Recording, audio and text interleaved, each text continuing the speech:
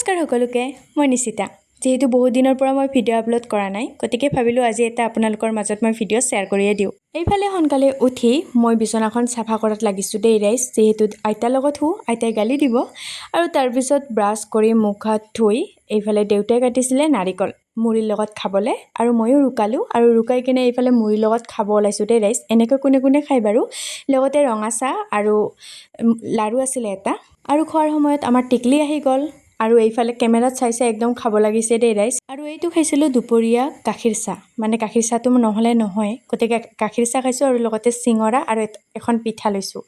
আৰু তাৰপিছত কাটিলোঁ কোমোৰা, মানে কোমোৰা শাক বনাইছোঁ আজি। আৰু দুপৰীয়াৰ সাজটো খাই এনেকুৱাকৈ শুইছোঁ ৰাইজ, মানে সন্ধিয়া লাগি গৈছে আৰু লগতে চকু দুটা ফুলি গৈছে। তাৰপিছত সন্ধিয়া সময়ত গৈছিলোঁ মা আৰু মই দোকানৰ ফালে ওলাই, যিহেতু মাৰ কাম আছিল অকণমান, আৰু তাৰ পৰা আহি চিধাই সোমাইছোঁ পাকঘৰত, মানে ভাত বনাবলৈ। আৰু এইফালে মই বনাইছিলোঁ কণী আৰু লগতে লিভাৰ, মানে চিকেনৰ লিভাৰ আনিছিলোঁ সেইটো, কাৰণ আজি আমাৰ ঘৰত আহিছে মামা আইতা আৰু জেঠীমা। সিহঁতে মানে আজি আমাৰ ঘৰতে ভাত খালে, যিহেতু মোৰ মামাহঁতৰ ঘৰ ওচৰতে, গতিকে সিহঁতে মানে ৰাতি ভাত খোৱাকৈ আহিছে। আৰু এইফালে সিহঁতক আমি বাই দি আমিও আহিলোঁ ঘৰ। বাৰু আজি ইমানেই, বাই।